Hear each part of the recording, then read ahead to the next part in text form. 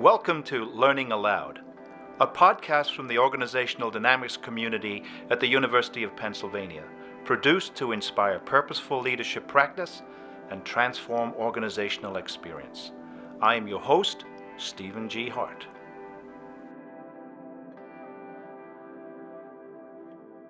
My guest today is Jameel Rush, Chief Diversity Officer in Philadelphia. Jameel's LinkedIn profile page humbly and simply states that he is a talent management and human resources leader with strong international experience in diversity, leadership development, organizational development and effectiveness, workforce analytics, and creating strategy to tackle large workforce initiatives. But for me, that's not even half the story. I've known Jameel for many years, and I've had the great fortune to work with him on several occasions. He's among the very best of HR leaders I've ever worked with. He's inspired me and so many other people with his passion and energy. Jameel has created such a legacy of leadership through his character and hard work. His past leadership of the Philadelphia Society of Human Resources and his teaching at Temple and Villanova. Jameel, it's a great pleasure to welcome you to the podcast. Hey, thanks for having me, Steve. So, knowing you as I do, I was struck by how brief and businesslike your LinkedIn profile is. So how important is humility as a leadership trait for you? Yeah, it's a really interesting question to me. I don't know that I'm ever intentional about being humble or not being humble for it, but I think it's never great to be the one having to tell your own story. So I think it's always good to have others who can pound the drum for you. So for me, it's less important about what I say about myself, and it's much more important about what others are able to say about the work that I do. So. Wow, interesting. Well, I'm one of those, so thank you. So while you have experience working in all aspects of HR leadership, your career so far seems very much focused in the realm of diversity and inclusion. What inspired you to put your professional attention in this area, and why is that important to you? Yeah, and I think it all stems from sort of my personal experience within the workforce, right? So coming out as a young man of color into corporate America, there's not a ton of people there that look like me coming in. And also just from a family history standpoint, my father was a cook. My mother was a social worker. So this idea of working in big business America wasn't something that I was used to. So I just felt very uncomfortable inside of that space. Not that anyone had done anything intentional to make me uncomfortable or there was anything wrong with the work environment that I was going to. I just felt like I was out of place. So for me, in having individuals who stepped into my career very early on to help guide me, provide mentorship, to have an organization that sold into me developmentally, it was really important for me from a career standpoint that I positioned myself to help to be able to do that for others who might be from underrepresented groups who just in general might feel out of place inside of any organization. So D&I really naturally emerged as a place to create inclusive environments for individuals from all walks of life. So I don't know that I was intentional about saying when I came out, I want to work in diversity, but it sort of naturally started to progress in my career because that was my passion about how do we give back, how do we create environments where people feel welcome and that they can bring their whole selves. And that kind of naturally evolved into the career path that I took. So let's dig a little deeper into the actual practice of leading diversity and inclusion in today's organizations. Why should an organization have a good strategy for diversity and inclusion, and how does it fit with the broader business strategy? Yeah, and I think for me personally, having a solid and really strong strategy as it relates to diversity and inclusion is no different than having a really strong business strategy. And you can look at the research as it relates to organizations that rate highly in having both a diversity within their workforce and a culture that's inclusive for all individuals, and you see how much more they outperform their peers. So you can look at studies around this from most of the big consulting firms, so Deloitte, Accenture. You can look at studies from organizations that professionally work on consulting around diversity and inclusion, like Diversity Inc., Disability and they all just sort of look at, hey, how much better your organization performs when you get this right. So I think that's one key around it. And then just to take a step back from a higher level to say what's going on in the world today, right? Looking at the changing workforce, looking at the declining unemployment rates, looking at the options that are there for consumers and how much more information consumers have about the organizations that they're patronizing and that they're putting their money into. So that all is a calling card to say that if you don't get this right, you're going to be at a competitive disadvantage as it relates to your peers and just in business case in general. So I think it's critical, right? And they go part and parcel in terms of how do you get the best outcomes for your organization. Right. So it's not so much having a separate strategy for diversity, but having it integrated already with the business strategy. Exactly. Yeah. I wonder what are some of the very specific challenges of leading D&I then in today's organizations? What kind of conversations do you find yourself having with leaders and employees about the value of D&I in your organization? Yeah. And I think there's a few, right? I think the first is that we use the terminology diversity and inclusion almost as if it's one word. And there are actually two. There's actually two very separate subjects within that. So diversity, and you'll hear a ton of metaphors in terms of how this works, but diversity is really about the mix of individuals that exist within your workforce. The inclusion side is about how do you make that mix work in order to get to better outcomes. So it's really important to understand those differences, and that as an organization, you can't just focus on one, right? If you get diversity without inclusion, it's just going to lead to more conflict and less outcomes, right? If you get inclusion without diversity, you're not really going to get to the best ideas and most innovative thought processes that your organization can have. So one is making sure that your leaders understand that difference between diversity and inclusion. And also making sure that leaders understand that diversity is far from the traditional thoughts around EEO and compliance and affirmative actions that it traditionally was. And it's evolved into this thing that really becomes a competitive advantage for your organizations. One of the other challenges that I'll call out is helping to make sure leaders aren't standing on the sidelines inside of this work.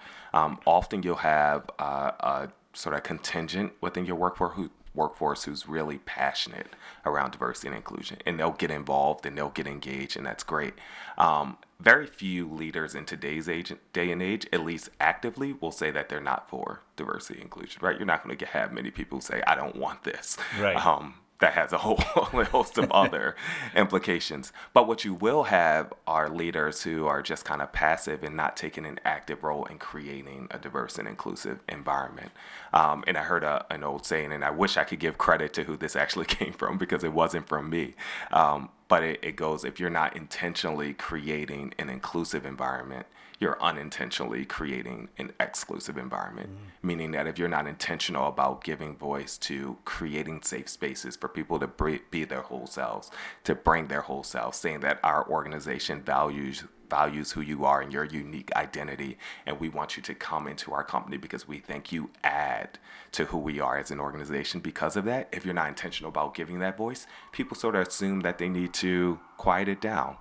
So how do you remove those barriers that might exist for individuals, and how do you make sure that all leaders are actively stepping in to that role of being a diverse and inclusive leader? Yeah, that's, I think, maybe easier for some than others, as you pointed out, in terms of leaders in organizations. What have you learned about doing that work at this point?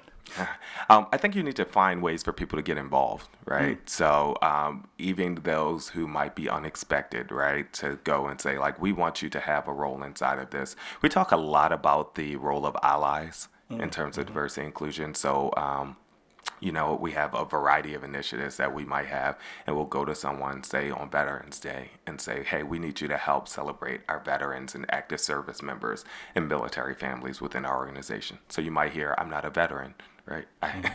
And that's true, you aren't a veteran, but you should be passionate about the work, thanking our veterans and military family members and making sure that we bring those veterans into our organization. So how do we go to people and say, like, hey, although you don't fit this population, your allyship is critical to creating that inclusiveness within our environment, and we can give you roles as champions, as speakers, as mentors. All those things are roles for allies that get people off the sidelines, and it gets people engaged into the work. Right. So one of the organizations I work for put a great deal of emphasis into creating what we called employee resource groups across the organization. The expectation was that by focusing on these differences actually helps to create a better culture to value D&I. Several groups are going on at the same time. So how does this concept of ERGs help with promoting inclusion when in reality their intention seems to be focused on highlighting specific groups within an organization? Yeah. And that's true, right? I think there's some role of ERGs that exists to highlight specific groups within organizations. And in many ways, they give voice to those groups within the organization. So you might be the minority in terms of representation, but that ERG one creates a community that you might not see elsewhere. Maybe I'm the only young professional at my location or inside of my specific department, but by joining the Young Professionals Resource Group, now I'm able to talk to and connect with other young professionals from around the organization who are having similar experiences to me. So now I can talk about my unique experience as a young professional inside the organization with others who are going through that. So it absolutely is a way to help to create community and highlight those differences that exist. But it's also a way for the organization to understand the what it needs to do in order to be more inclusive for those unique communities. That's one. And then two, it's a way for allies to learn about those communities and become immersed in a way that they would not be able to be immersed in before, right? So, and I'm sure we'll talk about unconscious bias and those things later on. But one of the ways that you start to understand that at a deeper level and to overcome some of those biases that exist is by getting contact to others who don't fit the narrative that is pre-described in your head.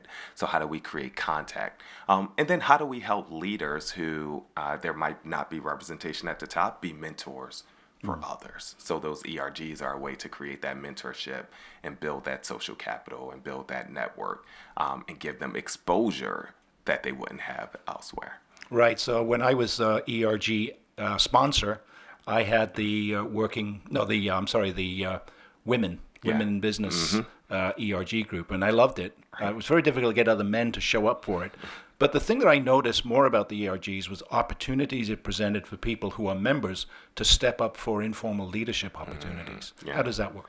Absolutely. And ERGs have morphed from what traditionally was called affinity groups to now you'll hear most organizations or a lot of organizations say business resource groups, of making sure they've gone from this place that was sort of social clubs and gatherings to one that's really looking to drive business outcomes across a myriad of places. So including the workforce stuff and the retention things and the engagement pieces, but also just sort of customer insights and acquisition and just sort of thinking through how does the business get there better all through it. So I think ERGs are one of the best talent development tools that an organization has, period, right? Because now you as an individual, if you go into a leadership role as an ERG, you're running an organization, you're setting strategy, you are developing a team, you're putting on professional development activities, you're building programs for talent. So now we've taken people and we've given them a role inside of our organization that, one, helps them to understand the value of inclusion at a completely different level, but also they have these really tangible skill sets that they're gaining and that they're exercising in order to take them back to their day job and be better. So I think ERGs are one of the best development opportunities that anyone can have in an organization. Yeah, no question. I think the biggest one for me was the relationships that you can build through leading such a thing. So you said earlier about unconscious bias. Let's explore that just a bit, because we hear a lot about conscious and unconscious bias in this work. And where do you see this pop up in your organization, and how do you help people to be aware of its effects and impact? Yeah. And I think it's interesting to talk about in the confines of my organization, because I think if we talk about it in the confines of every individual, right? And how unconscious bias, it touches us all. And I think that's the first piece that we need to understand around this. And anyone who has done any research or any dialogue around unconscious bias, the first step is, understanding you are biased, right? And understanding it's hardwired, right? It's hardwired, and it's natural, and it's not meant to be this negative thing, right? If I go to you on the street and say you're biased, it can give you a very stark reaction of saying like, why are you saying that negative thing? Whereas we should say a bit defensive. Whereas we should say, I know and I'm working to either control those things, or here's how they manifest, or help me to understand them. So I think one is we see it across all leaders, and it's not unnatural for us to gravitate towards individuals that remind us of our own experiences or remind us of ourselves, or things that we're just more comfortable with. So we absolutely see it within leaders. I think the big initiative for us from an organizational standpoint is, how do we educate leaders that unconscious bias exists, right? Not train away bias. That's not I don't necessarily believe that that's doable, but you need that training to help educate people that it's a way that we interact with the world, and specifically a way that we interact with our people. Two, how do we then set up processes that help to mitigate those biases, right?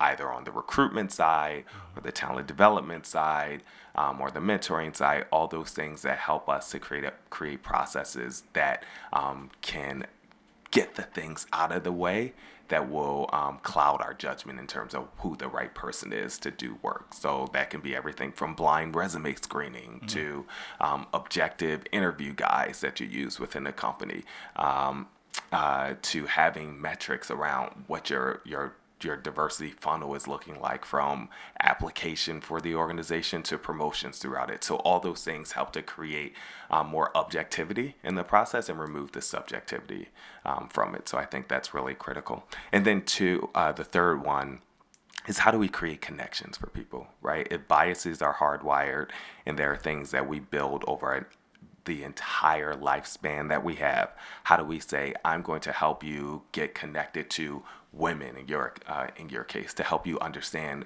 the challenges that women face within the workplace, because otherwise you wouldn't know that. Or I'm going to help you get connected to LGBTQ plus individuals in the workplace, to help you understand the challenges that they face uniquely, and help to just sort of corrupt some of those biases that you might have, that might have been pre-existing notions, so that you can understand them at a deeper level. So I know, as I went through unconscious bias training as a leader in an organization, I found the revelation of the biases that I held to be very energizing to me as a leader. And by embracing my biases and being curious about them and learning to be aware of them, I feel like I was a better leader. Yeah. Well, and that speaks to your maturity, right? Well, I am mature, that's for sure. Yeah. But I think for a lot of leaders, this is a hard thing to grapple with. Confronting it's difficult. It is very difficult to say that you don't make decisions that are truly objective. Right. And for people, for most leaders, they'll say, like, for instance, I'm hiring the best candidate, quote unquote, the best candidate. Right. And best is stated in a very finite fashion, right? This is the best person when measured against another. And we know that best is a very subjective term, and there are many people who can be successful inside of a role. And if you look at your team and you're not and if the best candidate isn't one that challenges or supplements the skill sets that need to exist within your team, or challenges the norms that are existing within that group, you're not creating the best team dynamic. So is it really the quote unquote best candidate for the role? So understanding those conversations, it's a difficult one to have for a leader, and sort of challenging those biases that they might not have known they had beforehand. Right, but embracing it, I think, is really energizing. Yeah. So one of the things that's interesting is, I think this is the first year in history that we have 5 generations of employees present in the workplace together. And I'm sure that adds some complexity of leading D&I efforts. So what have you done to respond to the 5-generation issue? Just let all the generations yell at each other. No, the generational conversation is such an interesting one, because I feel like we've been having it my entire career. Right. And you can remember probably a decade and a half ago, it was the millennials are coming. Right. And now it's sort of millennials are finally old news, and it's That's like, right. There's another generation coming. I think it's interesting because we have just as many conversations today about millennials as we always have. And I think it's very slow that people are realizing that the incoming workforce, it's no longer millennials, right? There's Generation Z. And it's a whole new generation that we need to learn and understand. So I think in general, the influx of talent recently has changed the way we work. And I think organizations are challenging things that have very much been status quo, right? So, where you work, how you work, this idea of going from work-life balance to work-life integration, right? And making sure that I can balance both the things I have to do for my home and family with the things I have to do for my work day, on and on. And it's, it's not necessarily a stop. There's no longer a hard stop at 5 o'clock to say, I'm done working now. And there's no longer a hard stop at 9 o'clock to say, I'm done personal lifing now, right? So how do you build cultures that are enabling to the different needs across all of the generations, no matter whether those are young professionals or more tenured professionals who are looking to find balances in other ways that might exist. So just making work life more flexible, challenging the way that work has operated for the last however number of years that doesn't necessarily dictate better outcomes is important for all organizations to go through. And then to just make sure that you have support structures set in place for what am I doing for the younger professional to create a connection for them inside the workforce? What am I doing for another professional who might have aging parents or families or spouses, all those other things that are also challenges for individuals to balance with the work that they have, and how are we listening to our workforce in a different way? And I think that's it. I think it's less about young versus old and more about how are we just continuing to evolve from a workplace standpoint. Yeah, I will tell you that I've spent the ending part of my last career working with some new emerging leaders in the organization and also teaching here. And I'm very optimistic about the future of our organizations in the care of the millennial leader and the Gen Z. And the reason I think that way is because it seems to me they come very much more ready to use empathy in the workplace and other types of things that more self-centered leaders tended not to do to get ahead. But these guys seem to be far more open as developing leaders. Is that typical of your experience too? And here's the one thing we know about the research around generations. That research is relatively new, meaning what we don't know is how generations change over time. So we know that millennials, when they were early career, they had this set of characteristics more broadly. What we don't know is 30 years into their careers. How's that going to feel? How's that going to feel, right? Do we see those same characteristics? Right. So I think it's really important to just sort of say, let's take the competencies and traits that we see from all of our professionals, whether they're early in, and let's sort of highlight those ones, be that empathy or inclusiveness or whatever it might be. Let's highlight those traits and say that we're going to ingrain this into our culture organizationally and make it the expectation of all. So that way, 20 years from now, where you feel a little less empathetic and you're still expected to behave. The school of hard knocks will take over at some point. Yeah. So I wonder what's next for you in your own development and growth as a leader in this space, and what would you like to achieve in the near future with your work? Yeah, this is probably the hardest question you gave me today, Steve. I think especially if I put on the hat of just diversity and inclusion, right? It is such a fascinating piece of work because the language, the work, the understanding is changing so drastically. And what we understood to be okay 10 years ago is so different from today. So for me and those inside of this work of making sure that we can move at the speed of the changing macro environment is going to be really critical. And then helping our organizations which are very slow moving beasts, to also evolve with the changes in macro environment and be able to react to those things. If I just take one example for this, right, like marriage equality came out 7 years ago, somewhere around there, give or take a couple of years. You saw organizations jump on to sign the different things like the advocates brief supporting marriage equality. You see another one coming up for the Supreme Court around workplace protections for LGBTQ plus individuals. 15 years ago, no organization would have been having this, or very few organizations would be having this conversation. So now we see the entire workplace attitude shifting drastically. So how do we make sure that we're staying in front of these conversations? How are we making sure that organizations are ready to step into spaces that would traditionally have been very uncomfortable for them? And then how do we as D&I leaders make sure that we're fighting the fight for those who are underrepresented, but also making sure that everyone gets engaged inside of this work, and to make sure that we continue to be at the forefront of knowledge and understanding of what the emerging trends and topics are to help our businesses thrive. Great. Well, I've been speaking with Jameel Rush, who's Chief Diversity Officer in Philadelphia. Jameel, it's been an absolute delight to have you on the podcast today. Thank you very much for stopping by our studio. Thank you, Steve. Thanks for having me.